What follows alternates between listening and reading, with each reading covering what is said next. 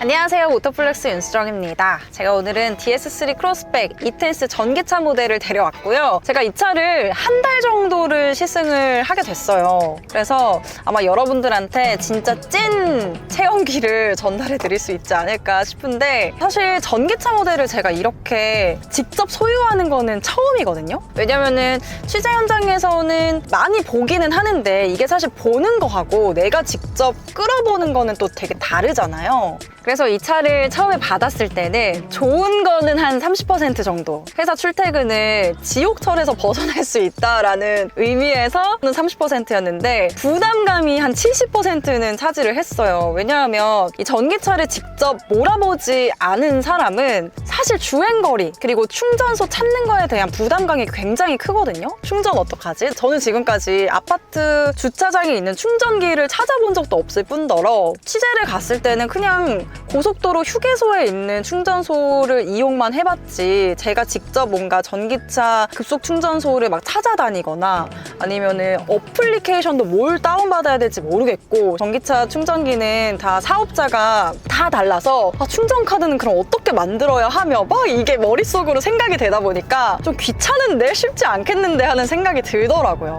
전기차 구매하는 거 어때? 라고 물어봤을 때 충전 인프라가 아직은 부족한 것 같아, 전기차를 사는 게 좀 시기상조인 것 같아 라고 말했던 사람 중에 한 명인데, 이번에 시승을 하면서 그 전기차에 대한 인식이 확 바뀌게 됐어요. 제가 이 차를 타다 보니까 장점 3가지, 단점 3가지로 나눠지더라고요. 그래서 첫 번째 장점은 일단 차체 크기예요. 콤팩트한 차체가 장점이다. 이 차 길이가 지금 4120mm, 높이가 한 1550mm 정도가 되거든요. 최근에 출시했던 신형 코나 말고 기존에 나왔던 코나의 크기라고 좀 생각을 해주시면 좋을 것 같아요. 저는 이 차를 끌고 일상용으로 굉장히 많이 사용을 했어요. 먼 거리를 가는 것보다는 그냥 평일에는 출퇴근용으로 사용을 하고, 주말에는 이제 막 핫플레이스들 있잖아요.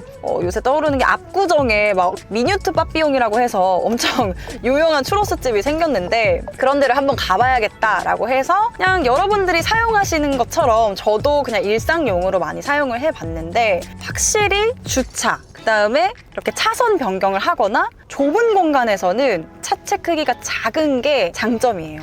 자, 일단 여기가 지금 압구정 신사 이쪽인데, 이런 식으로 되게 복잡한 도로 있죠. 차들이 굉장히 많은 시내 도로에서는 내가 1차선에 있는데 막 4차선으로 우회전을 해야 되는 경우가 생기잖아요. 뭐 맛집 같은 걸 찾아다니다 보면은 약간 차가 뒤에 오나 안 오나 하고 빠르게 차선을 조금씩 옮겨가기가 상당히 쉽고 부담감이 덜했다라고 말씀을 드릴 수 있을 것 같아요.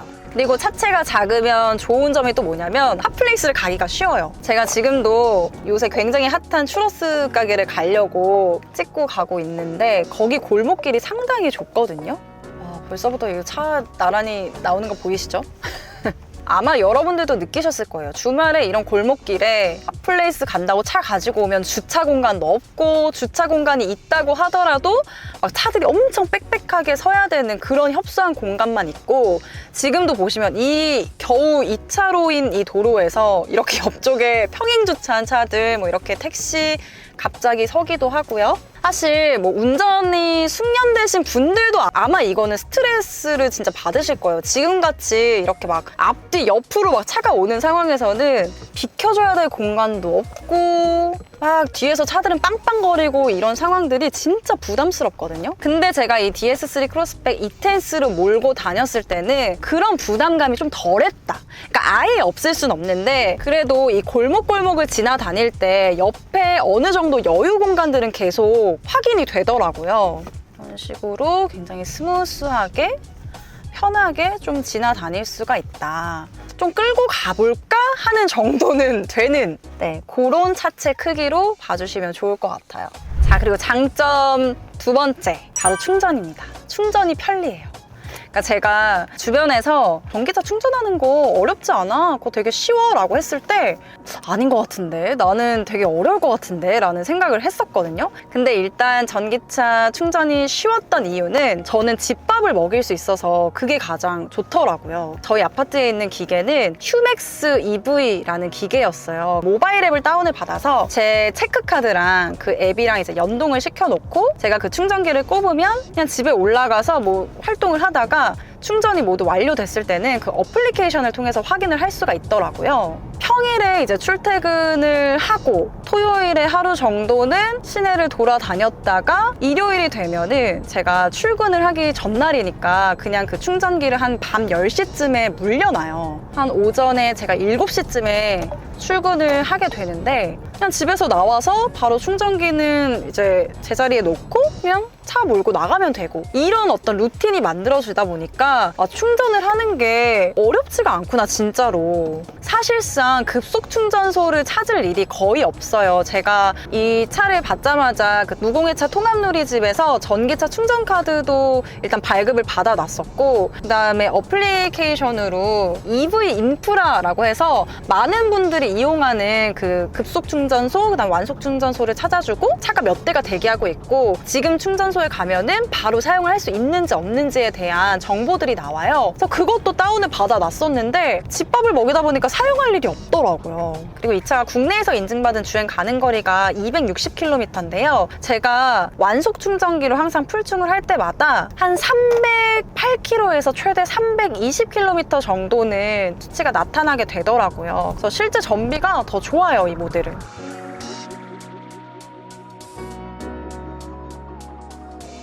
그리고 세 번째는 그냥 부드러운 승차감이에요. 사실 이 차를 저는 지금 시내에서만 주로 타봤고 뭐 장거리를 달린 게 아니기 때문에 이 차의 뭐 플랫폼이 어떻고 뭐 서스펜션이 어떻고 이런 걸 설명하는 거는 좀 아닌 것 같고요. 그냥 제가 실생활을 타면서 느꼈던 감각은 부드럽고 편안하고, 전기차다 보니까 되게 조용하고, 계속 말씀드렸던 전기차가 가지고 있는 특성이죠. 가속 페달을 밟았을 때 빠르게 가속을 해주는 이런 것들. 어떻게 보면 가속은 사실 도심에서 더 필요한 거라고 생각을 하기 때문에 아까 제가 말씀드렸던 그런 빠르게 뭔가 옆차선으로 변경하는 그런 상황에서는 가속력이 또 굉장히 필요하잖아요. 그래서 여러 가지 도심을 달릴 때는 크게 주행 성능에서 거슬리는 부분은 없다. 그리고 대망의 단점도 세 가지입니다.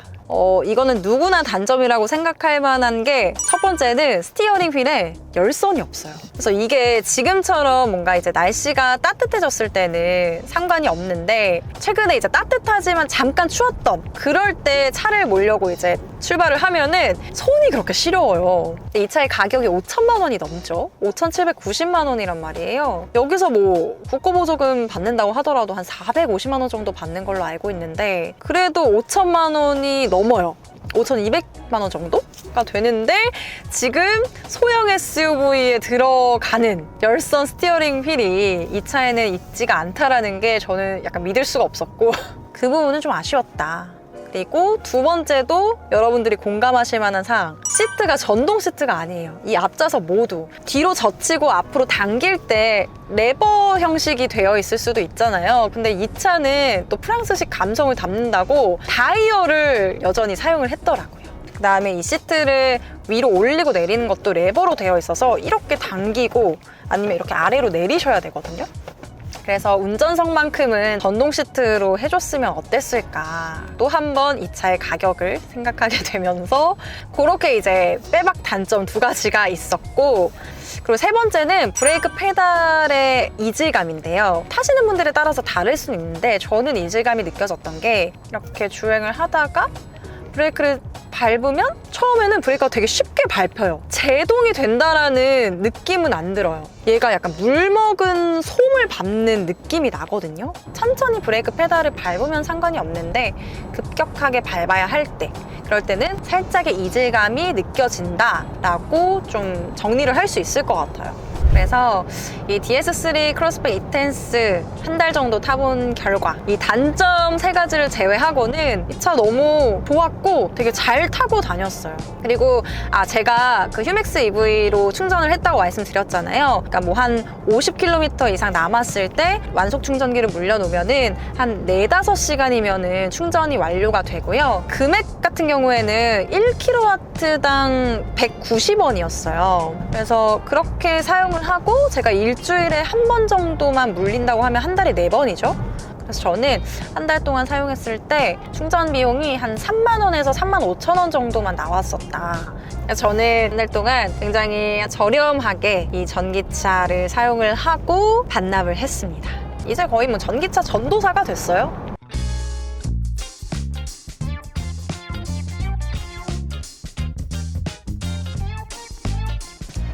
여러분, 저는 집밥을 먹일 수가 없어서 맨날 이렇게 밖에서 충전하거든요. 그러니까 애초에 윤수정 기자랑 저는 전기차를 운용하는 방법이 다를 수밖에 없어요. 그거에 대해서 오늘 얘기해 보려고 하는데 일단 걸고 한번 가보시죠.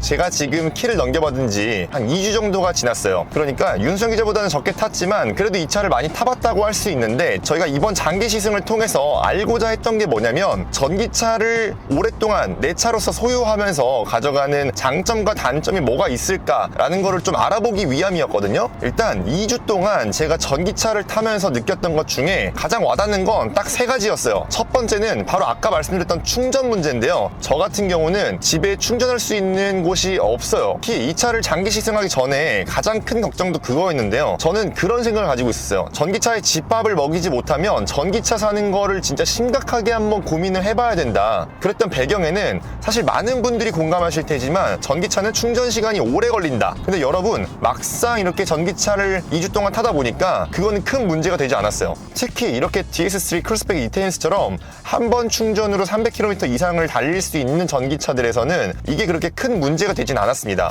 그리고 제가 지금 외근을 나와 있는데요. 저 같은 경우는 외근이 좀 잦은 편이에요. 왕복 100km 이상을 자주 왔다 갔다 하는데요. 보통 그런 상황에서도 일반적으로 고속도로를 많이 타시잖아요. 근데 우리나라에 있는 고속도로 휴게소들에는 거의 무조건적으로 고속 충전기가 다 있어요. 지금 이 차 같은 경우는 배터리 용량이 50kWh 정도로 그렇게 큰 편은 아니에요. 근데 막상 전기차를 운영하면서 보니까 배터리 용량이 큰 차들은 고속 충전기를 물렸을 때 80%까지만 차고 충전이 중단되는 경우들이 보통 있어요. 근데 이렇게 배터리 용량이 작은 차들, 지금 이 차 같은 경우나 얼마 전에 제가 시승했던 미니 일렉트릭 같은 차들은 배터리가 80%를 넘어가서도 계속 충전이 되더라고요. 그리고 배터리 용량이 작다 보니까 밥을 먹거나 하는 그 잠깐 사이에 충전을 하잖아요. 한 20분, 30분? 뭐 길어도 40분? 그러면 보통 80%, 90% 이상은 그 사이에 충전이 되어 있습니다. 이럴 때 어떤 생각이 드냐면요, 일부러 주유소를 찾아가서 주유를 해야 되는 내연기관보다 좋다는 생각이 들었어요. 그냥 내가 어떤 다른 생활을 누릴 때 잠깐 충전만 걸어 놓으면은 그냥 배터리가 차 있으니까 오히려 주유하는 시간도 아낀다는 느낌이 들더라고요. 근데 오히려 이게 반대로 단점으로 다가올 때도 있었어요. 왜냐하면 이 충전 비용 때문인데, 완속으로 충전할 때는 충전 비용이 한 130원에서 비싸봐야 190원 그 정도 사이를 왔다 갔다 하는데, 밖에서 급속 충전을 했을 때는 싸게 충전해도 340원 뭐 그 정도고요. 비싸면 400원 정도, 만약에 현대 이피트 같은 경우에는 500원 정도를 내야 됩니다. 그러니까 비싸게는 완속 충전 대비 2배에서 4배 가까이 비싸지는 수준이거든요. 이렇게 했을 때는 일반 내연기관 차 대비해서도 아주 싸다고 말하기는 어려운 정도까지 비싸져요. 그래서 이 충전을 하는 데 있어서 집밥을 먹이지 못한다고 해서 큰 스트레스로 다가오는 건 아니지만 비용적인 측면에서는 약간 아쉬움이 크다라는 거를 말씀드리고 싶어요. 그리고 전기차를 타면서 또 크게 와닿았던 부분 두 번째가 있는데요. 이거는 파워트레인 부분이에요. 이건 다른 전기차들을 타면서도 항상 말씀드렸던 부분인데, 전기차가 가장 좋은 점이 뭐냐면 바로 이 가속 페달을 밟았을 때 담력에 있습니다. 이 담력이 어떻게 다가오냐면요, 지금 이렇게 시내 구간을 달릴 때 차선 변경할 때 있잖아요. 브레이크 밟으면서 끼어들면은 뒷차에 방해되잖아요. 과감하게 악셀 페달을 밟으면서 끼어들어야 되는데, 이때 이 담력이 바로바로 오니까 끼어들기가 너무 좋습니다. 진짜 편해요. 이거는 지금 제가 타고 있는 DS3 크로스백 E-Tense가 출력이 아주 높은 차가 아님에도 불구하고 모든 전기차가 공통적으로 가져가는 특징이에요. 그렇기 때문에 전기차는 출력을 꼭 높은 차를 고르지 않아도 일상적인 영역에서의 편안함을 고스란히 가져갈 수 있는 거예요. 게다가 전기 파워트레인이 저는 이렇게 생각을 하게 만드는데요. 보통의 내연기관 차들을 고를 때 우리가 가솔린 차를 선호하고 그리고 기통수가 큰 차들을 선호하잖아요. 그 이유가 뭐냐면 고출력으로 풍요로움을 가져오게 하는 것도 있지만 가솔린 엔진은 보통 디젤 엔진보다 조용하고 부드럽죠. 그리고 거기서 기통수를 늘리게 되면은 그만큼 더 엔진 질감이 부드러워져요. 그러니까 우리가 자동차를 발전시켜 나가는 과정이 결국에는 조용하고 부드러운 엔진을 만들어내기 위해서 그런 모든 것들의 프리미엄을 부여했던 건데 전기 모터가 가져다주는 장점이 바로 거기에 딱 맞닿아 있거든요. 어떤 가솔린 엔진이나 갖다 붙여놔도 훨씬 조용하고 부드럽죠. 게다가 변속기도 내연기관에서는 그 존재를 잊게 만들어야지 좋은 변속기로 통하잖아요. 근데 전기차들은 보통 변속기가 없거나 아니면은 뭐 1, 2단 정도만 들어가 있잖아요. 그러니까 변속 충격을 느낄 일도 없는 겁니다. 어쩌면 우리가 내연기관 자동차에서 바라던 그 궁극적인 형태가 이런 전기차로서 구현이 될 수 있었던 게 아닌가라는 생각을 해보고요. 자, 그리고 마지막으로요. 제가 전기차에서 최대 장점으로 꼽는 점인데요. 9살짜리 아이를 키우고 있는데 아이를 키우면서 학원을 데려다 줘야 될 때가 있어요. 그렇게 데려다 주고 학원이 끝날 때까지 밖에서 대기해야 될 경우가 종종 있는데 그럴 때 전기차는 이렇게 자리에 앉아가지고 그냥 뭐 더울 때는 에어컨 켜고 추울 때는 히터 켜가지고 차에서 대기할 수 있잖아요. 그게 엄청나게 큰 장점으로 다가오더라고요. 그럼 비슷한 상황에서 엔진 들어간 차들은 시동 켜놓고 가만히 기다릴 수가 없으니까 주변에 카페 들어가가지고 기다리거나 하면은 괜히 뭐 커피값 나가고 하는 불필요한 지출을 하게 되잖아요. 많은 엄마 아빠들이 아마 공감을 하실 거예요. 근데 그럴 때 전기차들은 그 비용도 아낄 수 있을 뿐더러 차 안에서 나 혼자 있는 거 얼마나 편해요. 이럴 때 넷플릭스 하나 보고 있으면은 그것만큼 좋은 시간이 또 없습니다. 자, 이렇게 오늘 전기차를 장기 시승하면서 저희가 느꼈던 점들을 좀 말씀을 드렸는데요. 오늘 영상을 통해서 아마 전기차 구매를 망설이고 있었던 분들한테는 전기차 구매를 앞두고 허들을 좀 낮춰드릴 수 있는 영상이 됐으면 좋지 않을까라는 생각을 좀 해보고요. 만약에 전기차를 이미 타고 계신 분들이라면은 저희가 미처 전기차를 타면서 느끼지 못했던 또 다른 장단점이 있을 수 있잖아요. 그런 것들을 댓글로 많이 공유해 주시면은 많은 도움이 될 것 같습니다. 자, 오늘 영상은 여기까지고요. 저희는 또 다음 영상으로 찾아오겠습니다.